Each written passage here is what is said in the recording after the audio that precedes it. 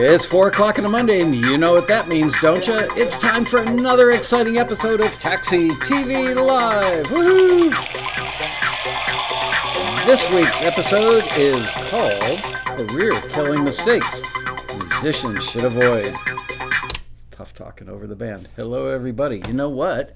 Bria, can you do me a favor, because you're better since they changed the interface? Can you come over here, please, and set up I didn't open up the chat room.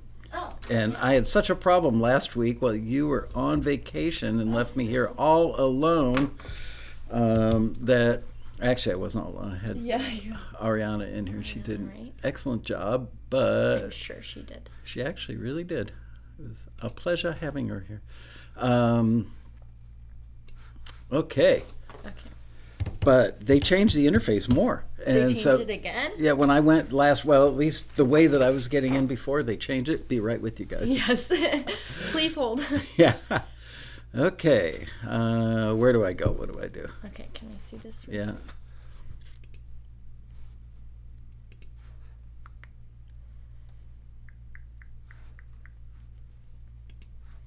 Videos. That's what I was looking for. Okay. We got to write this down. 10 minutes.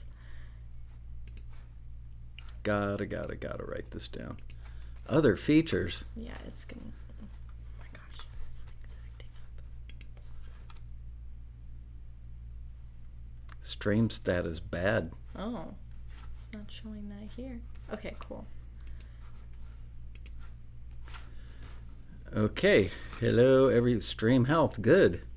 Good. Yay. We're getting conflicting reports over here. Yeah. Thank you. You're welcome. All right. Hi, guys, ladies and gentlemen. How are you?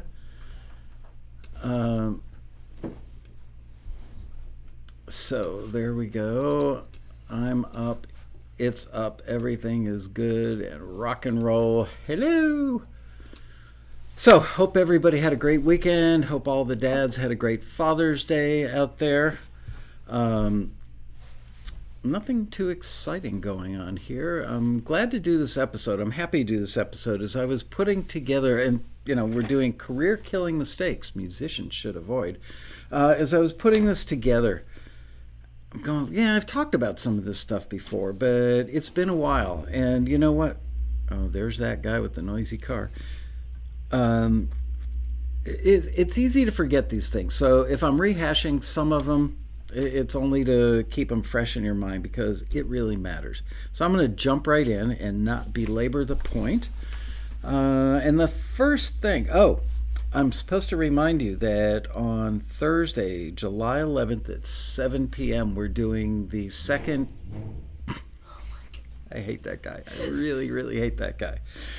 We're doing the second Taxi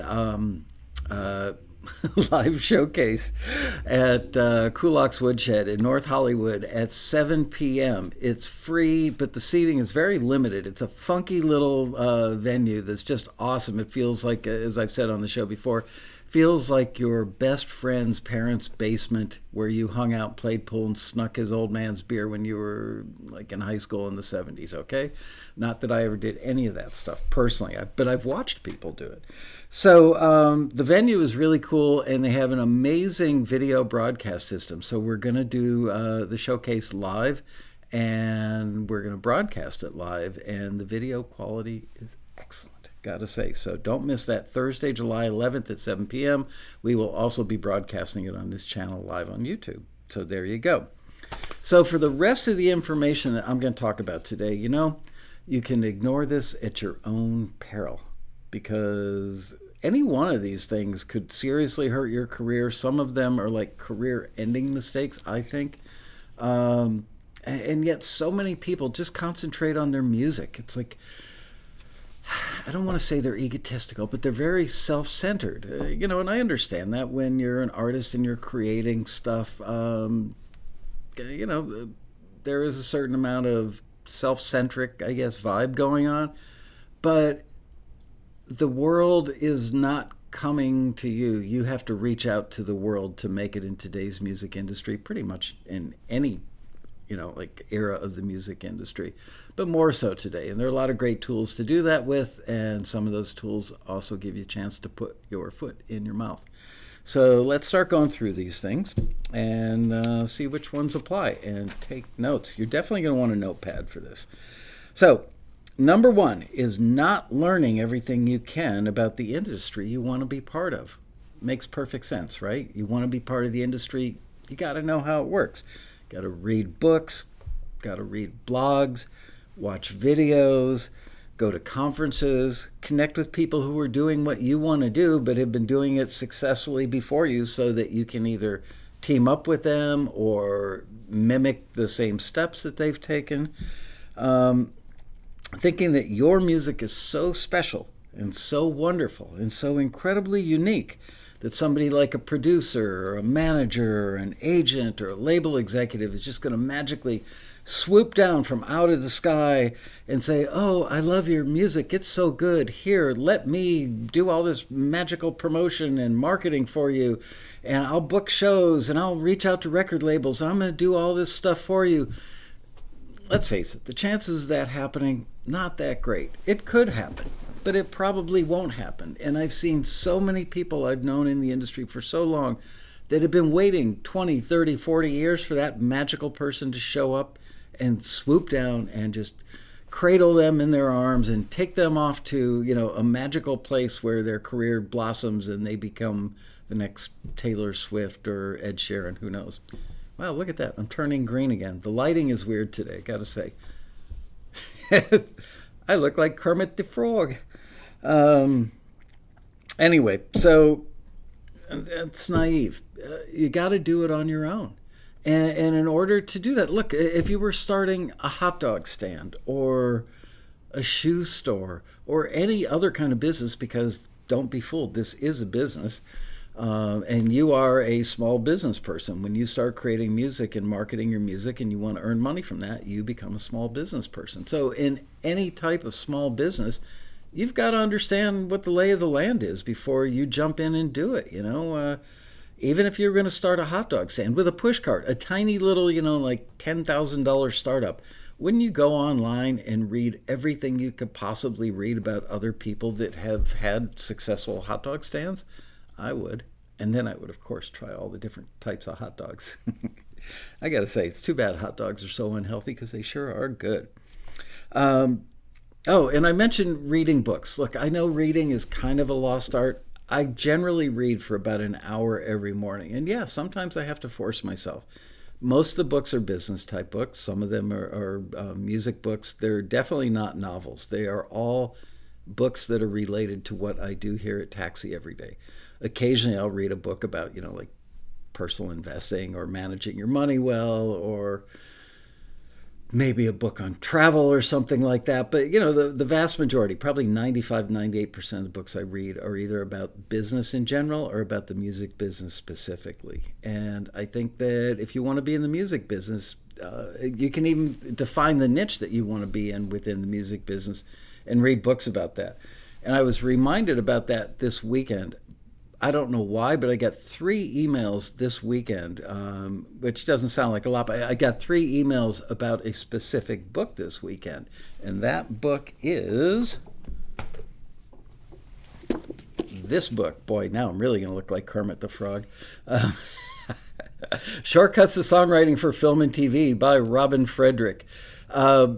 This book came out after Robin's initial book, her first book, which was a runaway bestseller, Shortcuts to Hit Songwriting. Ooh, this one makes my skin tone look better. I'm just going to hold this one up. Anyway, this book did not take off as fast. It sold well, but it didn't sell like crazy.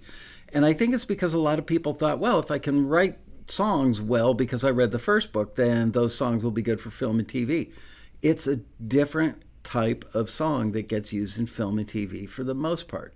Yes, if you're a major star with, charted hits and everything, some of those rules don't apply. But for most of you watching Taxi TV, the rules do apply because you're not famous. You're not going to elevate that movie by having your music in there like, Taylor Swift or Ed Sheeran or John Mayer or somebody that's well known and has a fan base. So because you're not a huge star yet, you need to write songs.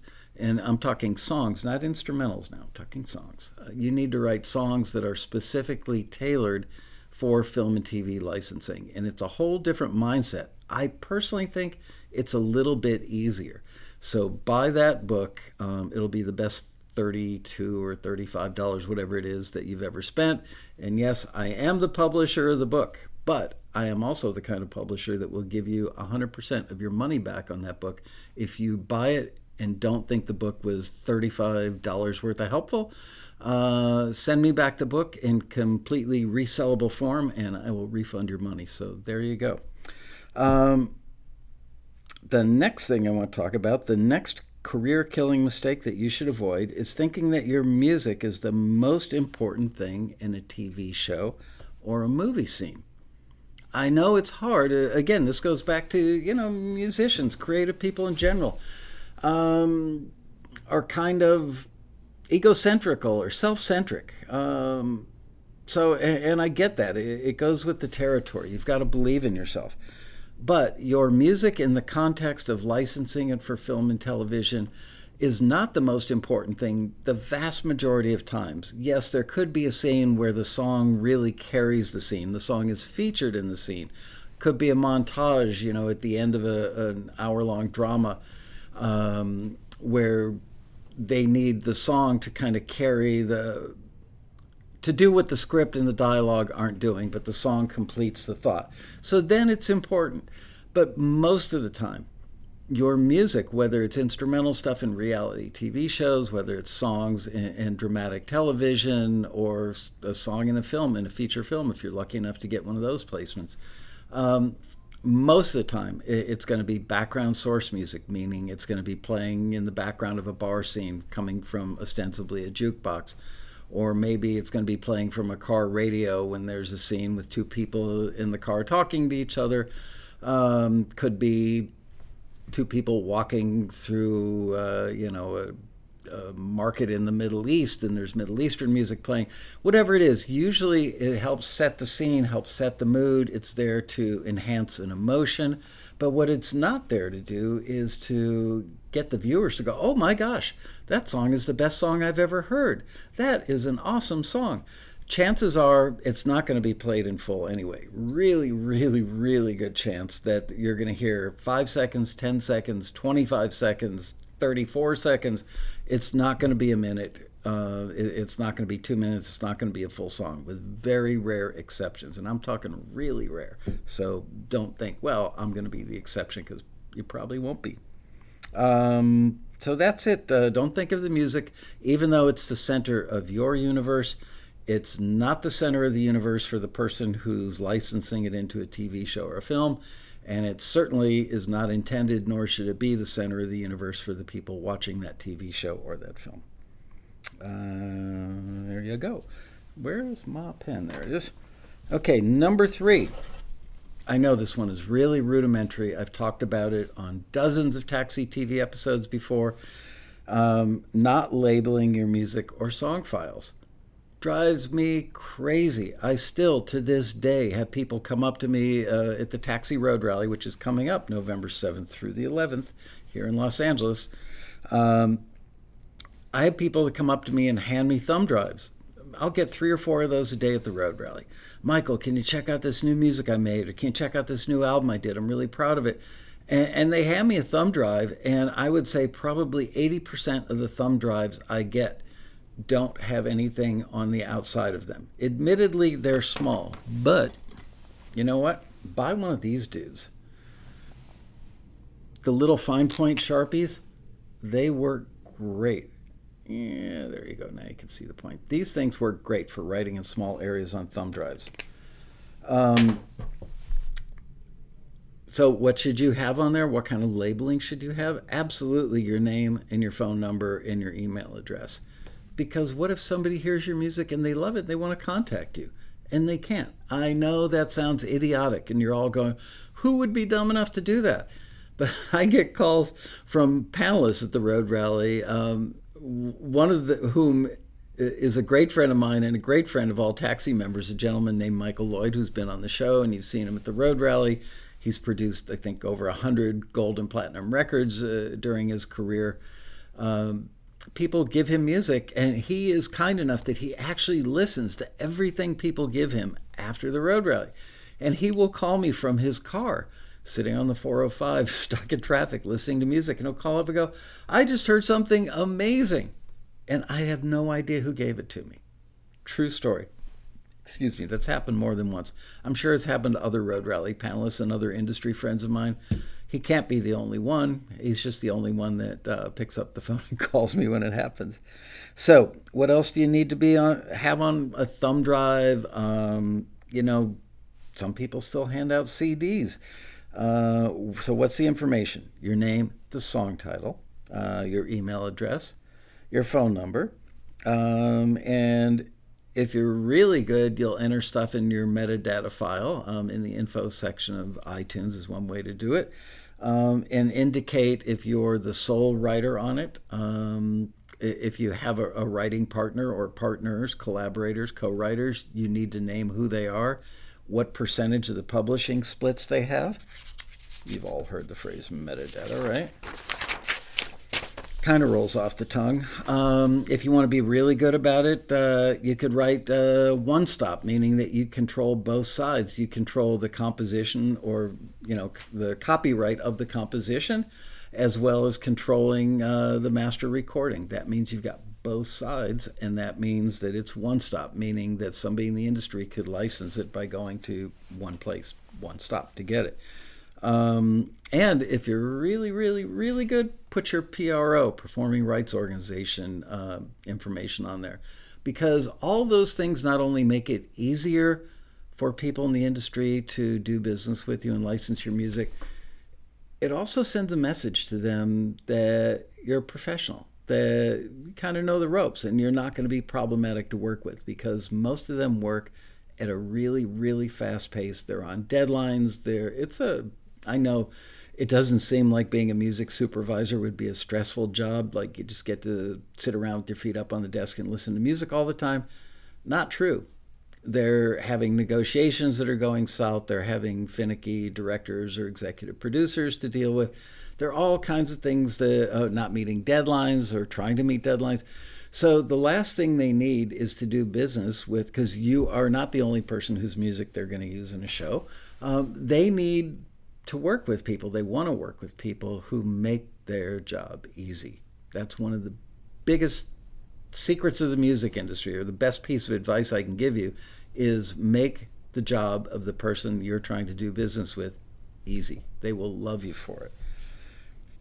Okay, number 4, submitting music that's already been published and sending it in to other publishers. I know you're sitting there going, what? What the heck did he just say? I just got a call about 2 weeks ago from a music library owner, a publisher, who we all really like, and many of our taxi members really like this person. And the publisher said to me, you're not going to believe what I just got. Okay, what did you just get? Like a new cat, a poodle, what? And she said, I just got a song sent to me from Taxi that I already published. So the musician who got a deal with this music library owner and signed an exclusive deal, was still submitting the song to listings through Taxi. And one of even though you can't do that, once it's committed to a publisher, you don't try and get it another publishing deal, certainly not if you're smart and ethical. And this person submitted it to Taxi, and it made it through the screener again and went to that music library. And this lady called me up. She's like, what is going on with these people? She was just absolutely befuddled. Now, I'm sure she reached out to the Taxi member, the musician, directly and said, what the heck are you doing?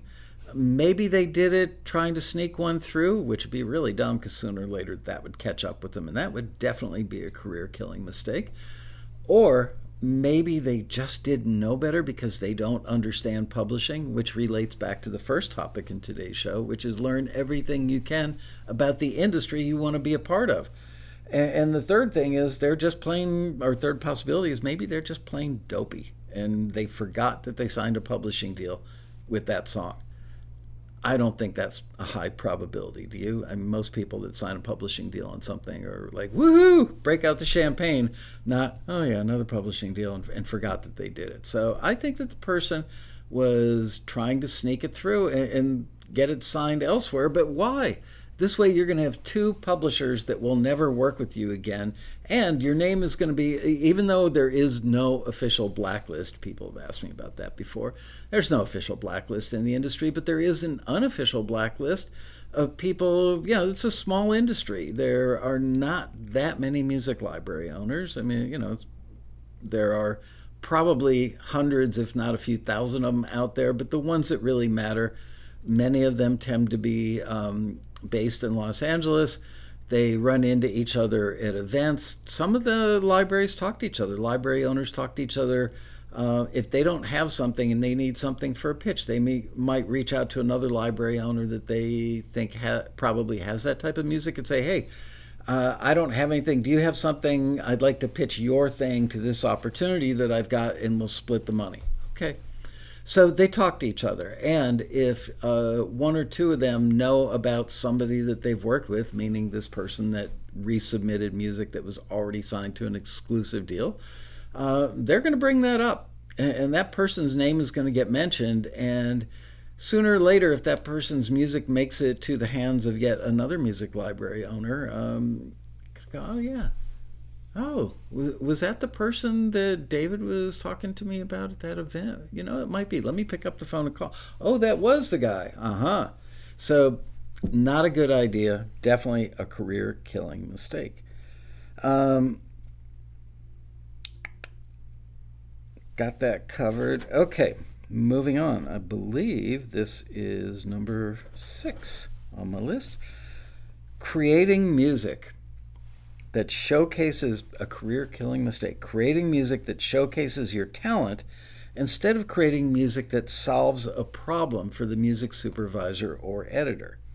Most of the time, especially in TV music licensing, they aren't looking for the best musician or the best composer or the best producer or even the best songwriter. I know that seems anathema to everything that you've probably learned along the way, but they really, really, really aren't looking for somebody who's got amazing musical chops or great production chops. You have to have, some modicum of talent and ability. But more importantly, what they're looking for is material that helps move a scene along. Does it work with the picture? Does it work with the mood? Does it work with the emotion? Does it keep the scene moving in a forward direction? That's what they're looking for. So they don't want to take a piece of music. Let's put it this way. If they had 2 pieces of music and one of them is kind of a B+ recording of a B+ song, but topically and emotionally and kind of groove and feel and vibely, it really works in the scene. And then they go, okay, well, I'm going to hang on to that one. It's a possibility. And then the next thing they listen to is spectacular. It's like the best songwriting of all time. The vocal delivery is magnificent. The engineering is as good as it gets. The production is spectacular. But for whatever reason, it just doesn't fit the scene. It doesn't do anything to help the scene. It's a great piece of music. Nobody would deny that the second one is better than the first one. Second one's an A+, first one they heard was a B+. But the B+ worked better in the scene. That's the one they're going to go with every time. Every time. 100% of the time. Ask any music supervisor that question. They will all give you the same answer. So, again, it's got to be decent. It's got to be pretty darn good, but they are not looking for spectacular. It would be great if it were spectacular and the best engineered, the best songwriting and all that other stuff. and worked well with the emotion and the vibe, and moving the scene along, all that stuff. But again, given the choice of picking something that is pretty darn good and B plusy or A minusy, and it really works well and helps the scene versus something that's A plus on every level and doesn't help the scene, they're going with the B plus or the A minus. Number 7, creating music that doesn't support or enhance an emotion. So, I've told this story before. I'm going to repeat it again. Bria, can you make it a little cooler in here, please? I started my career when I was 19 years old at a place called Criteria Studios in Miami, Florida. And when I started working there, the Bee Gees were there recording. They just finished up Jive Talkin', the record that had Jive Talkin' on it. And then about 6 or 8 months later, they came back and they were working on the Saturday Night Fever stuff, I believe. The Eagles were there recording One of These Nights. Eric Clapton was there doing I Shot the Sheriff. So it was an A-list facility. I was very, very fortunate to get a job there. I kept my mouth shut, my eyes, my ears open, and rarely was I allowed to, or rarely did I have the guts to speak to anybody who was famous. Kind of assistant engineers were meant to be seen and not heard from. But Barry Gibb, the eldest brother of the Bee Gees, of the 3 brothers Gibb who were in the Bee Gees, was an exceptionally nice guy. He's actually the only brothers Gibb that's still alive, I believe. Anyway, Barry was a super nice guy. He literally kind of emanated friendliness and goodness and just being a gentleman's gentleman. Also pretty funny if I remember correctly, and super handsome. Man, that dude was good looking. So he was the whole package. So he was walking through the lobby. It was late one night, like 11:30, 12 o'clock. Nobody around. And he walked through the lobby and he acknowledged me. He'd seen me around now for like a month, And he goes, "Hey, how you doing?" I go, "Great, man. Can I ask you a question? What makes a song a great song?" And he just stopped dead in his tracks. We were kind of walking by each other, but he stopped dead in his tracks and kind of looked over at me and he goes, "Emotion, mate. Like, don't you know?" I think he thought because I was actually working in this highly professional environment that I already knew this, but I didn't. Emotion. Truer words were never spoken, certainly not to me. So emotion, it works for records or songs that become hits. Emotion works for songs that get placed in TV shows and films, like I was just explaining. It could even be for something like a silly little dramedy cue that only plays for 10 seconds in a reality show. But is it bouncy and fun? Is it a serious cue on its own? Does it evoke an emotion? And placed in a scene where they're trying to enhance that emotion, does it work? So Barry Gibb was right. Emotion. That's the key to everything. Technical chops are great. And I was sitting here working on the questions earlier today, or these bullet points earlier today, and I realized the only genre I could come up with, and I'm sure there are others, so I'm sure I'll see them in the chat room. The only genre of music I could think of where emotion probably doesn't matter, and please don't send emails because I know somebody's going to disagree with me on this, is prog rock. That is a genre of music where your technical abilities probably do outshine and outweigh the ultimate purpose of that music. The people that like prog rock, its audience, they want to hear just incredible technical ability. So, but I also did have the thought as I was jotting that down that I can think of some prog rock that I heard where it evoked an emotion from me.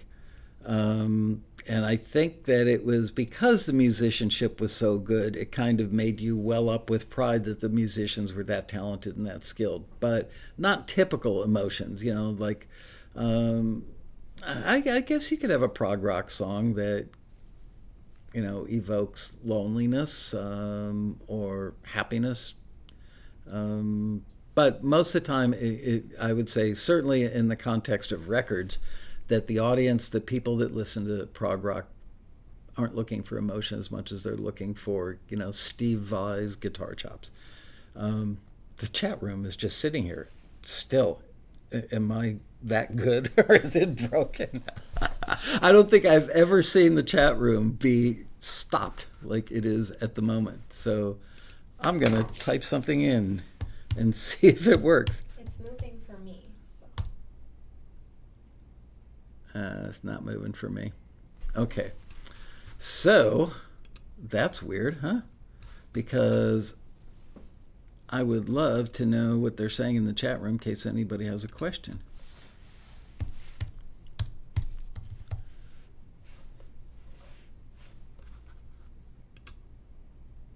Definitely not working. You're here. Do you want me to reset it for you? Yeah, you probably should. Sure. That's really weird. I don't think I've ever had that happen. Okay, while Bria is doing that, I'm going to move on to my next bullet point, which is number 8. You're just not. Oh, it was scrolled up or scrolled down. But why wasn't it moving on its own? That's weird. Very weird. Okay. And now I've got 2 hellos in there. Anyway, thank you, Bria. Number 8.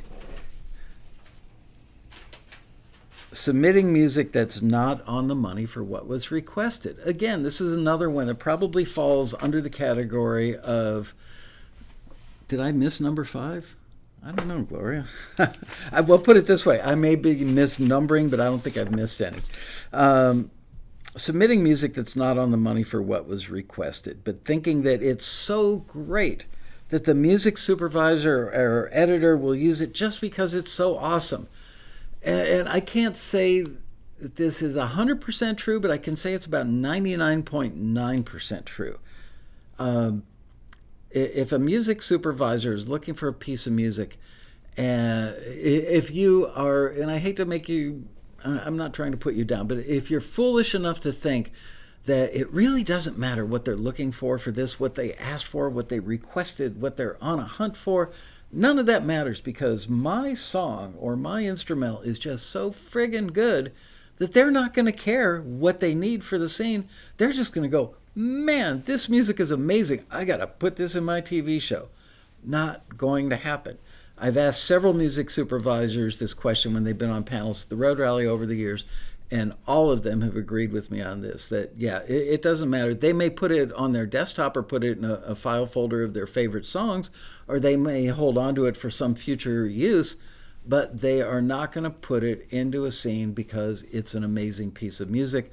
They, once again, are going to take something that may not be as spectacular in some or many regards, but they're going to take the thing that is appropriate for accomplishing the emotional goal that they've got for that scene. So don't think that Taxi as your, not provocateur, but Taxi, we're not your agent, but, we're your cheerleaders. We are trying to get your music into the hands of people who need music. And it happens to our screeners where they get music that they listen to and go, this is really amazingly good, but they can't forward it because it's just not right for what the scene or the music supervisor asked for. So there you go. Don't fall into that trap. Number 9, following up after a submission. And boy, oh boy, this is one of the most frequently asked questions I've had during my entire career. And I've been in this industry for a very, very long time. And I've been running Taxi for 27 years. I've had this question literally thousands of times. When should I follow up and how should I follow up? So, following up after a submission, I know it's frustrating. Believe me, I understand it. I know it comes from a good place. And if I were in your shoes, I would be guilty of feeling this way as well. So if that gives you any solace, there you go. You make a submission to Taxi and you find out you've been forwarded. Back in the olden days, we used to tell you which company you were forwarded to. Then Google made it so easy for people to get the contact information of these companies and individuals. And we had one bad incident in particular that cost us a relationship with arguably the top music supervisor in the industry back then. Frankly, I don't even know if she's still in the industry. I never see her name anymore. But it's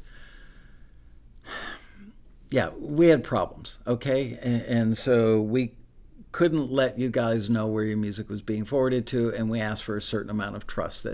We've been in business long enough and our reputation is good enough that if we say we've just forwarded your music to a big time music supervisor, that in fact is where it went. So people do say, how do I follow up? When can I follow up? Can you guys tell me who it went to so I can follow up? I think that this post that I saw on June 6th from a pretty big music supervisor, a woman that I know, posted something on Twitter, and she said, I love receiving music from independent artists. But if you do reach out, there's no need to follow up once, twice, or 3 or 4 times to confirm that we've received it. Email's very sophisticated. We definitely got it, and we're just all busy. So don't turn a positive thing into something negative. So there's your answer on follow-up. This is a music supervisor. Here's the bottom line. People in the industry aren't sitting there thinking, wow, Bob's music was really good. You know what? I'm just going to sit on this for a while, and if Bob reaches out and reminds me that I've got Bob's music, then maybe I'll use Bob's music in that show. Not the way it works, folks. If they hear something that they think is really good, and I mean really good for a scene, and I'm talking music supervisor now, or music library looking for stuff for their catalog, or a regular publisher that publishes music for records and radio and that kind of stuff, the old school stuff. If somebody hears something great that they can use, that they can make money with, or they can solve a problem with, they're not going to wait for you to follow up before they decide to act on that. Instead, they're going to reach out to you and say, hey, Bob, I got your piece of music. I think it works great in the scene. Let's do a deal. Or, Bob, I got your instrumental track. I'd like to put it into my library. Let's talk. I'm going to send you over a contract. Or, Bob, hi, this is John Doe from Warner Chappell Music, and we'd like to talk to you about doing a staff writer deal with us. In any of those scenarios, they're going to reach out to you. They're not going to wait for you to remind them that they got your music to make a deal happen. And I know you're thinking, but it was so good, and I haven't heard from them, and it's been days or weeks or months. And as we all know, the record at Taxi, as far as I can remember, is 7 years from the time somebody was forwarded by us to, I think this was a music library. Took 7 years for the library to get back to them and sign a deal, offer a deal. So oftentimes, 99.9% of the time, if they have your music and you haven't heard back from them, there is either no hope because it doesn't work for what they need, or there may be some glimmer of hope. But don't hang your hat on that. Don't sit there looking at your phone waiting for the receiver to ring off the hook. They may put it in a file of their favorite rock songs. So someday when they're working on a scene and they need a rock song, they open up their file and they've already got a playlist of favorites in there. And it could be 2 years from now that happens, and that's when you get the phone call or the email. In the case of Music Library, it could be that they are building a rock collection, and while they were busy working on that, all of a sudden they had to fill a bunch of orders, because that's what music libraries do. Essentially, they're filling orders for TV shows and movies. They got really busy with other stuff that was more immediate and had a shorter timeline, and they needed to solve those problems. And in doing that, they forgot about the rock project where they were building that playlist. So now your music is sitting there on their desktop or in a file with other rock stuff, and it's going to lay there like a lox for a while, because them building that rock compilation wasn't a high priority, wasn't an immediate priority. It's something they wanted to do, but it didn't have such an urgent timeline. So I don't know what to tell you, but I can tell you with pretty much absolute certainty that when the day comes where they want to license your music or sign you to a deal, they will reach out to you. And they will reach out to you if you have the information on the media that you supplied them with, which goes back to one of my earlier bullet points. If they don't have your phone number and you and your name or your email address and the song title, And you don't have it in the metadata because let's say that you wrote it on the sleeve of a CD, but you didn't write it on the CD itself. And let's say they drag the song off of the CD to put it into a file of rock songs on their desktop. And they go back one day and they go, I love this song. This is perfect for that scene. Oh, I don't know who sent this in because you didn't include your contact information in the metadata. Point made, if I do say so myself. I think this is number 10, assuming my numbering system is, it doesn't matter what number it is.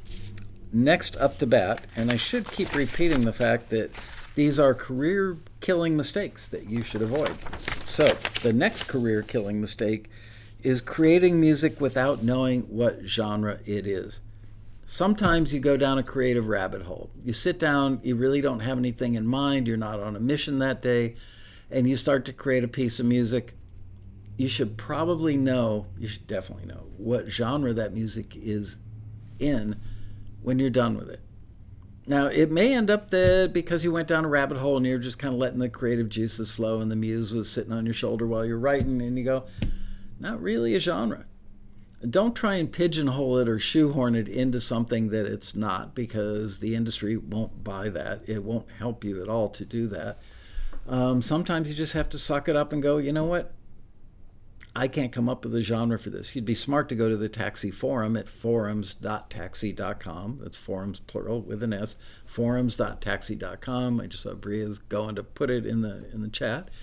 You could go to the peer-to-peer section in the forums and say, anybody have a clue what genre this is? Maybe it just wasn't clicking for you and you didn't really know what genre you had created. Maybe somebody else will be able to figure it out.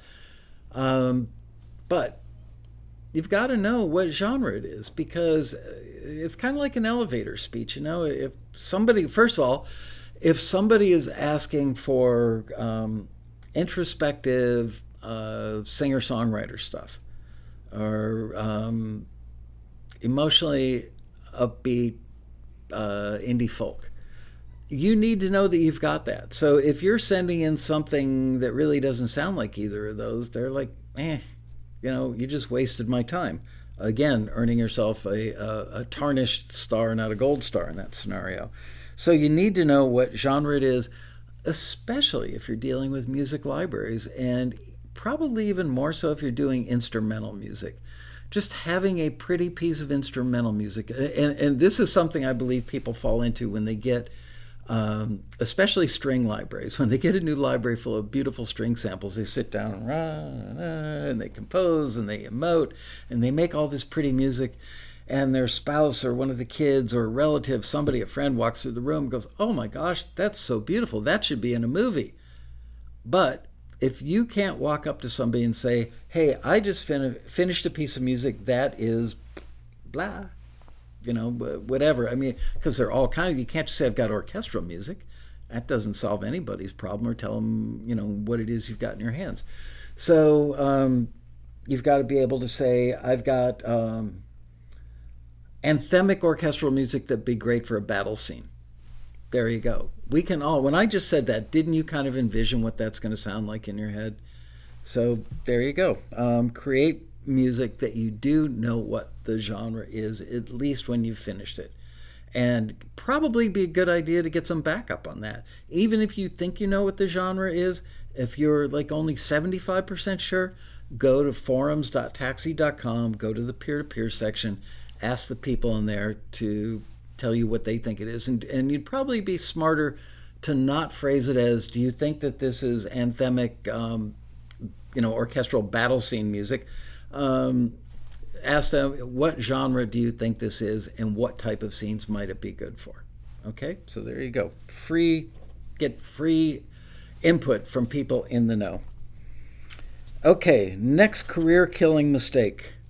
I don't think I've ever discussed this one on the show. If I have, I've forgotten. Putting your best song last on the playlist. Bad move. I'm guilty of this. I have done this back when I was still a studio rat, and maybe 3, 4, 5 times a year I would work with unknown, unsigned artists and help them try to get a record deal. And when I was involved in the pitching process, or the order of what stuff should be on the list and when, for the purpose of pitching it, I was a believer. I probably heard Berry Gordy of Motown fame saying, "Leave them wanting more." And somehow that influenced me into thinking that you should put your best song last, because that's the last thing they would hear. And that's the one that you want them, kind of like the sealing it with a kiss, as it were. That's the impression that you want them to depart with. Oh, that's really good. But you know what? If your best thing isn't first, they're not going to listen to number 2, 3, 4, and 5. It's that simple. You've got to impress them right out of the gate.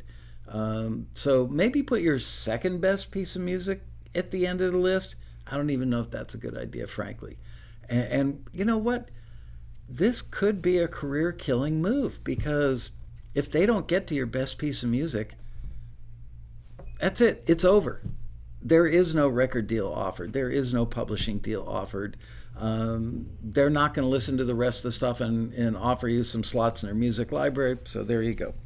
Do not put your best stuff last. I think I need a swig of this, which is Rockstar. I don't even know. It's just called Rockstar Sugar Free. A word from our sponsor.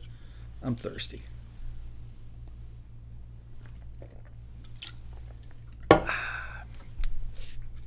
Delicious. Okay, next one. Trash talking people in the industry. This is a small business.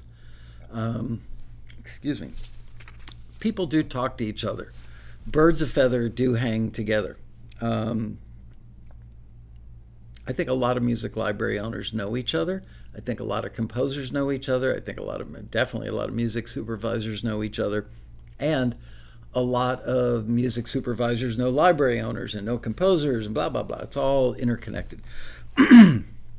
So if you're trash talking somebody in the industry, oh yeah, that library owner, if you're doing that in any sort of public way, like hanging out with a group of people at an event or a dinner or having drinks somewhere at a mixer, and you're trash talking somebody, it's not a stretch to think that the people you're talking to are sitting there with little, what do they call those bubbles above your head, like a cartoon, but you know what I mean? Excuse me, like, little bubble that they have in comic books and stuff. Anyway, they're probably thinking, gee, if he would say that about that person, I wonder what he says about me when I'm not in the room. So it's just a good practice. Look, nobody, myself included, goes through life without talking trash about somebody sooner or later. And sometimes, many times, maybe they deserve it. But choose your battles, pick your audience well, and just know that it can come back to bite you on the butt. This one is a career killer if ever I've seen one. And it's probably the one that I see the most, and that is giving up too soon. You guys have all heard me say this before. Our members say this, which is succeeding in the music industry is not a sprint, it's a marathon. It's not going to happen in hours. It's not going to happen with one submission. It's not going to happen in a day, a week, a month, probably not even a year. It takes time, and it takes persistent and consistent effort. So don't be fooled or fool yourself into thinking I'm so good that when they hear my stuff, they're going to just like, it doesn't matter. None of those things Michael talks about on Taxi TV matter, because I'm so good. Even if you're amazingly good, it still takes time, because it doesn't happen with just one thing in one moment. The chances of you making a substantial amount of money on one placement in a TV show or a film, and I guess everybody's got a different definition of what substantial is, but let's say you get a really nice placement in a big TV show on network, on a broadcast network in prime time, and you get a $5,000 check for that placement. It's not life-changing. I mean, it certainly is wonderful, and $5,000 is not nothing, but it's not 50,000. It's not a half a million. It's not 5 million. You're not going to retire on that one placement. And just because you got that one placement doesn't mean that you're guaranteed, I've broken through the ice now. So every time I submit, or most of the time I submit, I'm going to get through.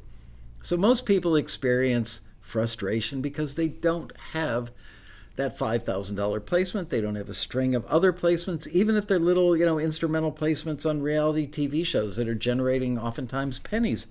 Don't give up, because, and I have said this 1,000 times on the show, the last person left on the playing field is always the winner. So if you walk off the field, you're not in the game. If you're not in the game, you can't have a career. But, sometimes some people can work at this 40, 50, 60 hours a week. Their timeline is going to be shorter. So they're going to experience the satisfaction of forward motion, forward movement in their career better than somebody who's got a full-time job and a family and a mortgage and obstacles that do get in the way and slow you down. They shouldn't stop you, but they will slow you down. So don't be envious. Envy is a bad thing. Don't look at other people that are more successful or became more successful than you did more quickly and go, that's it, I give up. Put your tail between your legs and just start watching a lot of TV and not working on your music anymore. Hang in there. I know it's frustrating. You will be bummed out more often than not. Just hang in there. Just remember these words coming out of my mouth. Let them echo in your head. And when you feel like giving up, just don't. Just do not give up and keep going, even when it sucks, okay? It's a doozy. Not starting out, this is a career killer, not starting out in the genre that you're good at. If you're just getting started, and let's take the example of instrumental music for TV and film, okay? And let's say that you hear about another Taxi member that just got a piece of orchestral in a big movie trailer for a Disney movie, and they got a check for $32,000 for that. And you go, ding, ding, ding, ding, ding, I want a check for $32,000. So I'm going to do a bunch of big, lush orchestral pieces like that dude did. But truth of the matter is, you don't know anything about how to use string libraries effectively yet. You don't know anything about orchestration. You don't know where the instruments map out on the floor from a bird's eye view to make it sound like an authentic orchestra. You don't understand articulations. You don't understand voicings. You don't understand orchestration. You don't understand the way a trailer is built in 3 acts. There's so many things that you don't understand about the thing that person was successful with. So let's say that you're really good at cocktail jazz piano, and you go, well, hell, I use my fingers and a keyboard to play cocktail jazz. I mean, how much harder or different can it be for me to do big, lush orchestral things? Well, it's a whole different discipline. Why not start out just being the best cocktail jazz pianist? Which, by the way, if I were a composer and keyboard was my thing, I highly recommend that genre. Solo piano, cocktail jazz stuff gets used a lot. While it may not be glamorous, it's easy to crank out quite a bit of it. You can use the same chord progressions, and just by merely, coming up with some alternate voicings, and alternate tempos and a light melody, not a big full melody under it, you can change the mood. So you could have romantic cocktail jazz, you could have bluesy cocktail jazz, you could have celebratory cocktail jazz. You can do a lot with that genre, and it's a really good way to get your foot in the door. It may not be the most often used genre, but it's consistent over time, and generally speaking, the music that's created for it, it's kind of evergreen. The definition of what cocktail jazz sounds like, probably, cocktail jazz background music in 1976 would not be that different from 1980 and 1992 and 2005 and 2019. It's still cocktail solo piano music. And I recommend that you drink a martini while you're making it. So start out by not starting out in the genre that you're best at. You have set yourself up for bigger obstacles and probably failure, and you're going to give up, put your tail between your legs, go home and call it a day. Whereas if you start out with something that you're already good at, you're probably likely to get positive feedback earlier in the game. And boy, oh boy, I've seen this with taxi members for just countless times. The minute they get their first piece of music signed, the minute they get their first placement, anything that gives them positive reinforcement really sets them up for success down the road. So there you go. Start out at something that you're good at. And then once you've mastered that, once you've learned how to deal with a music library owner, how to meet deadlines, how to create different moods within a genre, once you've mastered those things, then you can take those things that are in that skill set and apply it to bigger challenges. Okay? So there you go. I don't even know what number this is. Not meeting deadlines. Boy, oh boy, if you could be a fly on the shoulder, is that what they say? Fly on the shoulder? It sounds like a Fly on the wall. fly on the wall, thank you. A fly on the wall when deadlines hit right here at Taxi World headquarters. Especially, it's almost invariably the deadlines for the big money listings, like listings like, the $180,000 commercial or the $25,000 trailer. People want those so badly, and I totally get it. But it's astonishing. If we get, 220 submissions for something like that, there will probably be 20 people that will email us or call. It's the one time they use the telephone is to call. If the deadline is, let's say, noon on Wednesday, at 12:01 p.m. on Wednesday, we start getting calls and emails from people. I mean, it's just like high school. The dog ate my homework. My wife's car battery died. I had to go get her, and I couldn't make the submission on time. I had to go to the doctor. Just a million excuses. But you know what? The industry doesn't work that way. Especially when you get to the upper echelons, when you're dealing directly with music supervisors. They don't care that the dog ate your homework. They don't care that the battery in your spouse's car died. What they care about is meeting their deadline and solving their problem. And if you are a party to that, you better damn well be on board with their deadline, because if you blow it, they won't work with you again. They want people who make their life easier. They want people they can rely on. I think the word frictionless, which was Bill Gates kind of coined that phrase back in the day. Frictionless means something that happens easily, doing, a frictionless business. Like right now, our submission process online at Taxi is not frictionless. We're working to make it frictionless. So you want to make a music supervisor's life better. You want to be their go-to person, because it is frictionless to work with you. When they tell you that they need cocktail jazz for this scene and they need it by 12 o'clock on Wednesday, if you could get it to them 2 or 3 hours after they make that phone call or send you that email, you're a rock star in their world. And you probably won't be the only person they're reaching out to, because most music supervisors kind of have a preferred list of vendors, if you will. And a lot of them have broken it out by genre. So let's say that the music supervisor knows 32 people that they really like for cocktail jazz. My guess is the person who gets it over their doorstep first stands the best chance of getting it used. Obviously, it's got to meet the criteria of the scene. It's got to work with picture. But being first can be a plus. So you definitely don't want to be late. Sending them something 5 minutes after the deadline, first of all, you've probably blown it already because somebody else got in there before you. But you've definitely blown it by getting it there after the fact. And you've earned a rusty star for any future work. Next one. This is a career killer, making excuses for not getting started or sticking with it. I didn't pull it out for the show because I've probably read it on Taxi TV 20 times over the years. I've got a list of excuses that I've personally gotten from people over the years, and every time I get one, I just keep adding it to this ever-growing list. nobody wants to hear an excuse. It's not high school, and it's not your high school teacher. It's the real world. It's a business, and it's a world in which you have to act like a professional.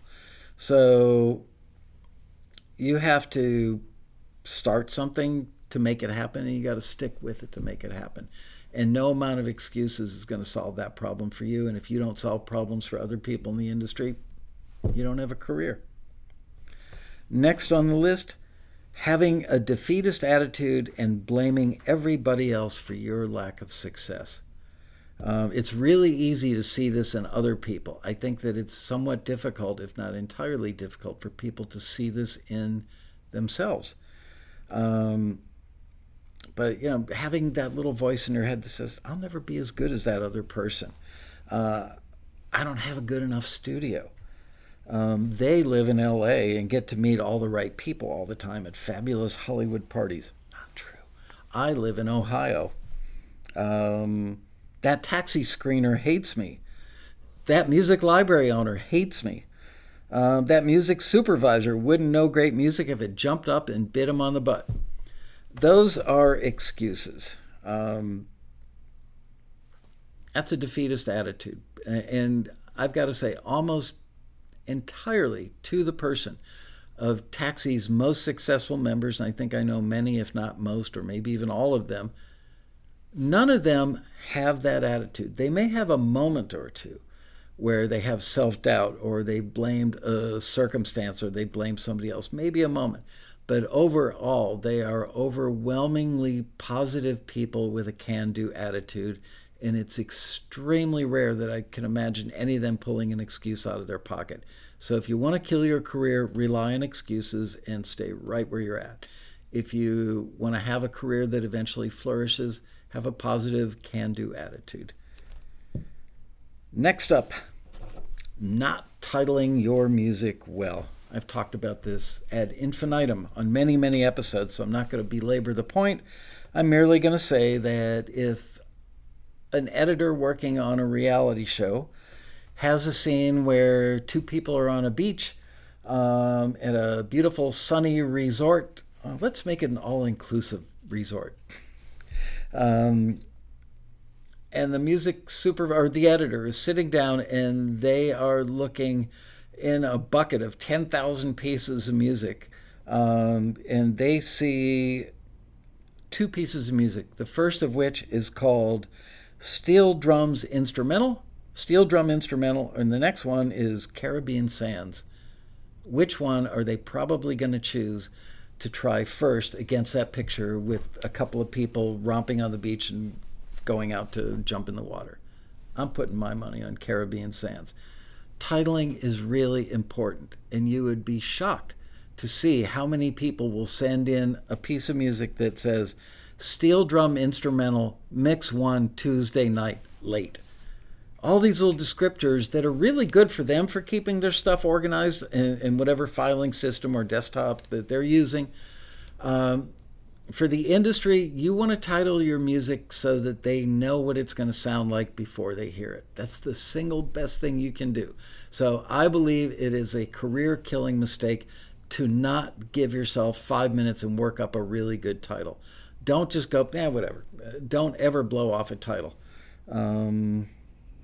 Okay, next one. I was going to say kind of related. It's really not. Next one is not having a website. For some reason, it's become even more important in the last 2 or 3 years, that especially when music supervisors are using songs, they get delighted. And this is true of music used in advertising, sometimes trailers. More and more music supervisors seem to want to have a connection. I don't really 100% understand why, but they want to see that somebody is out there and presenting him or herself or their band as a working band. It somehow has more cachet.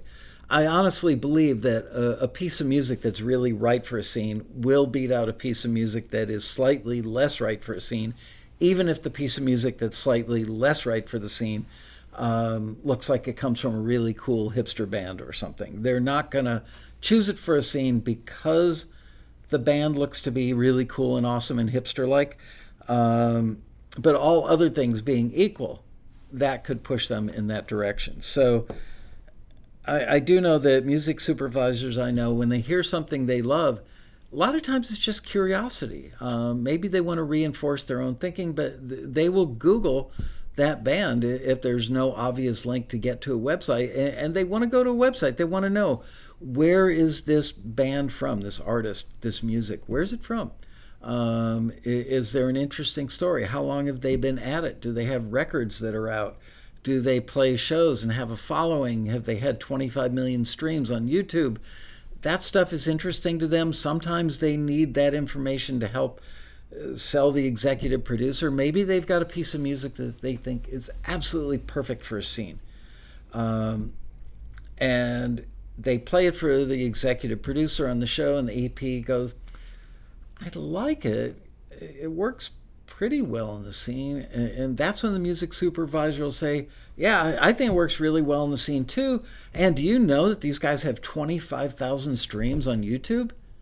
That's going to be the thing that pushes it over the line for the executive producer. Why? Because it's the wisdom of the crowd. It's social proof that other people like that artist or that song as well. Social proof helps sell almost anything, and not just in music. So if an executive producer is almost there, almost over the line to making the decision, and they can look at a website and the website looks cool and it looks like the music sounds. Oh, look at that. They've got 25,000 spins on YouTube, or 25 million. That could be the deal maker versus the career killer. Next one. Not being direct in your communication. It's really frustrating when you're trying to do a business thing or almost anything in life, and the person you're speaking with, you may love them. They may have, maybe your best friend, and maybe your spouse. But if they can't articulate something really clearly, and if you are the type of person that can't articulate something clearly, that's going to catch up to you. It's cumulative. It may not be the world's worst thing in one scenario. You're having one conversation with a music library owner. But you know what? If you're going to the Taxi Road Rally and you get in an elevator, and lo and behold, look at that big music supervisor who was just on a panel 5 minutes ago is in the very same elevator, and it's just the two of you going up to the 12th floor of the hotel, and you've got a couple of minutes to have a conversation with that person. And the music supervisor says to you, so what kind of music do you make, John? And if you don't know, number one, very bad. Career killing move right there. And if you can't articulate it, that's another career killer. So you don't have to be the most charming person or the most handsome person or the smartest person or any of that stuff, but you do have to be somebody that can articulate and communicate in a very direct fashion. That goes a very long way, and you should have that skill. And if you don't, figure out how to get that skill and make it your own. Wow, I was afraid this was going to be a short show. I'm on the last page. That's good. Career killing mistake. Kill your social media. I believe that in many regards, social media is such a time suck. You could make the case that social media is great so that you can get your brand out there, get your image out there, get your music out there. But come on, let's be truthful. Can you go on Facebook and just see, what's going on with your account, with your status, with your music, or how many people are downloading a song or watching the video or reading your post, and then not look at everything else about your cousin? Oh, look at that. Cousin Ella just got herself a new beagle. Oh, it's so cute. Hi, Ella. Love your new beagle. Kill your social media. You're better off having a website for the aforementioned scenario. Social media is a time suck. And if you're spending an hour a day on social media, that's an hour a day you could be spending on your career. Think about that. If you had an hour a day you could put toward songwriting or composing, or reading a book. You know, do you really need to know about your cousin Ella's beagle? Or should you be reading Robin Frederick's book? Or you could be reading this book from our guest who's coming on the show next week, Steve Barton, writing production music for TV. There are so many really good books out there. So I recommend killing your social media.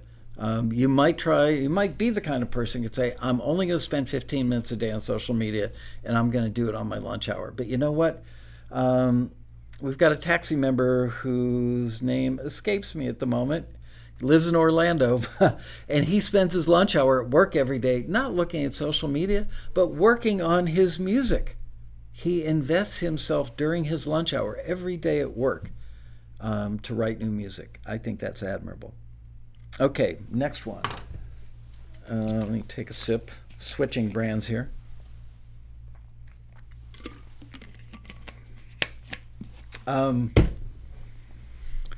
Career killing mistake. Negotiating like a rock star when you aren't one. Man, oh man, oh man. I don't know what makes people do this, but maybe it's because they believe in themselves so strongly. But when they're finally presented a deal, typically from a music library, and typically most music libraries take 100% of the publisher's share. You keep 100% of the writer's share. So you end up, it's a 50-50 deal. You end up with half the marbles, okay? But it's fairly common that people who are neophytes get a phone call or an email from somebody and they say, excuse me. No, they don't say excuse me, and they don't burp in your face. They say, I would like to sign you to a deal. I'm going to send you over our contract. And it's a contract that they send out to everybody. It's not like they hire a lawyer to draft up a contract that is individualized just for you. They can't do that with a music library because they could have 5, 10, 20,000 composers in the catalog. So they can't create a new contract for every person. It would be cost prohibitive. And they don't have the wherewithal to remember the terms and conditions of every individualized contract. So they send out a standardized contract, and you go, hell no, I'm not signing that thing. I'm not giving up any of my publishing. And you start negotiating like you're a rock star. They're going to be done with you. That conversation is going to be over very quickly. And instead of you getting your foot in the door with that company, getting your foot in the door industry-wise and maybe even industry-wide, you've killed it. Right then and there. Is that instrumental cue so important that you can't give up half of the publishing to incent them to go out and work it? Why else would they want to do it if they're not going to make any money? So don't negotiate like you're a rock star. Yeah, if you're Taylor Swift and your record deal is up for renewal, you can negotiate like a rock star. But you can't, unless Taylor. Are you watching the show? I have heard a rumor that Taylor Swift is a regular taxi TV watcher. So if you see somebody in the chat room just using the initials TS, it might be her. Anyway, in all seriousness, don't negotiate like a rock star if you're not one, okay? Next, don't put your music into just any old music library. I know it's emotionally satisfying to be able to say, I just signed a publishing deal. My music is published. My publisher. All those things sound wonderful, make you feel really good. But you know what? There are libraries, and there are libraries, and there are libraries. And I gotta say, it does hurt me a little bit. I feel a little twinge of pain when I see somewhere online where somebody says, yeah, I just signed this thing with the library. Do you believe Taxi rejected it? Well, first of all, they probably forgot to mention some stuff, like it's not the same version they submitted to Taxi that was rejected. And they took the advice of the Taxi A&R person and actually incorporated that advice and made a new version. And that's the version that got picked up by some other library that they submitted to on their own. So they don't mention those things. They also don't mention the fact that the reason they were rejected by Taxi is because they submitted an indie folk piece for a singer-songwriter listing, and it was so obviously indie folk and not singer-songwriter that the screener went, it's not the right genre. I can't forward it because they're not looking for that genre right now. They're looking for that other one. So then they take that piece of music and they send it out to 50 libraries on their own, and one of the libraries picks it up and signs it, and they go, well, taxi, you guys didn't forward it, but I got it signed on my own. Well, okay. You got it signed by one of the 50 people you sent it to that was generically willing to take almost anything, and their quality bar is pretty low. So while the taxi library may have been a high quality bar library, and the library you just got it in was a low quality bar library that will sign almost anything that sounds remotely like music, because why not? Didn't cost them anything to, they sent out a standardized contract. It's not like they had to spend $5,000 to sign that one little instrumental cue. So my advice, if you don't want to kill your career, is be, what's the word I'm looking for? Not judicious, but be particular. Don't just put your music in any old library. Put it in libraries that, first of all, have a track record for getting that kind of music used. You could probably get it into one of those lower tier libraries, and maybe someday it will get used. I'm not saying that it never will, but the odds go down. Let's say you're let's go back to solo cocktail jazz piano pieces again. I would invest my time finding out which libraries have a good track record of getting that kind of stuff placed. If you're pitching it to a library that gets a lot of stuff in trailers, chances are most of the music is going to be pretty lush orchestral stuff, maybe even big bombastic orchestral stuff. I would say that there probably aren't a lot of solo cocktail jazz piano pieces in a lot of trailers, so that might not be the best library for you. I can think of another library, which I'm not going to mention by name on the show, that has had tremendous success getting solo piano pieces, mostly cocktail jazz, placed in a lot of really good TV shows. If I were a musician that made that kind of music, I would want to be in the right kind of library to increase my chances of making money with my music. So don't just put your music into any old library, because you could get 1,000 pieces signed in the wrong libraries and have your career go absolutely nowhere because it's the wrong music in the wrong library. Another career killer: listening to the age-old adage, never give up your publishing. I don't remember when that started, but I've got to believe that it was probably in the 70s or 80s. Don't give up your publishing. Well, I know a lot of people that own 100% of their publishing and they make no money whatsoever. I would rather make 50% of something than 100% of nothing. Enough said. So if you are going to hold a hard line at I'm never giving up my publishing, you've killed your career right then and there. Next bullet point: not being fully forthcoming when signing deals. That is a career killer, and here's how. Oops, I forgot to mention that other writer when I signed this deal. Oops, I didn't get a work for hire from the vocalist. And then you sweep those things under the rug. Maybe you just forgot. Maybe it's somewhat innocent. Maybe it's a little bit sneaky. Figure, you know what? I can't remember that vocalist's name, and she sang on this like 25 years ago. She'll never know that I signed this deal. And lo and behold, you sign a deal with the library and you claim that you've got 100% ownership on it and it's free and clear and you don't owe anybody anything. And then that piece of music ends up in a movie, and lo and behold, that young lady who sang on your song 25 years ago and didn't sign a work for hire goes to the movie theater and hears the song, goes, oh my gosh, that's my voice in there. And that person comes out of the woodwork. And maybe it's just, hey, I want a couple $100 for my piece of music or my vocal being on that. Or I want a credit, or I want something. Maybe it's not that big a deal, but it could be a lawsuit. So you got to be careful, especially in the case of it was a co-writer and the co-writer wasn't credited and the co-writer didn't make half the money. That could very well be a lawsuit. And you know what? If you get sued and the library or the publisher gets sued, The music supervisor who put you in that movie, the library who signed that piece of music, they are never going to work with you again, and they will be talking about you at cocktail parties. You will be a topic of discussion, 100% guaranteed. So always be forthcoming, and if you don't know, say you don't know. It might kill that deal, but it's not going to kill your career like lying about it, okay? And last but not least, the biggest mistake.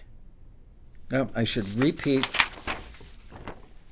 The career-killing mistake that you should avoid, the single biggest career-killing mistake, is not visualizing what you want to accomplish and then developing a plan on how you're going to accomplish it.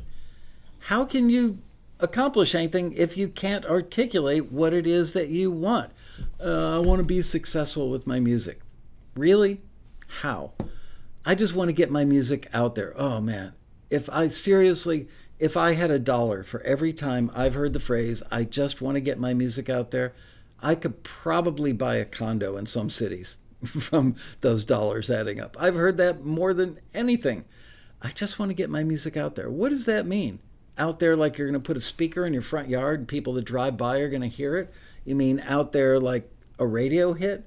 Out there like in TV or film? Or out there to people in the industry? Or out there to friends and family? What does get your music out there really mean? You got to be more specific. Visualize what you want. I want to pitch instrumental music to music libraries because ultimately I'd like to earn my income from doing that full time. That's pretty, you can see that. You can visualize that. Put a Post-it note on your bathroom mirror every morning when you're brushing your teeth. Repeat what it says on that Post-it note. And I'm not some woo-woo, kind of guy. Not me at all. But I do believe what you can see and say is something that you can accomplish. So if you don't want to kill your career, do it to it. And that, my friends, is my list of career-killing mistakes that you should not make. With that, I want to remind you, as I mentioned before, that our good friend and awesome musician and successful composer, Mr. Steve Barden, and author, I should include, or say, Steve Barden will join us next week, and we will be giving away this very book that I hold in my hands to one of our lucky viewers. So don't miss next week's show. I hope you enjoyed this week's show. And with that, I'm going to wrap up this episode 7 minutes early. Have a good week, you guys. Take care. See you on the next episode of Taxi TV. Bye-bye.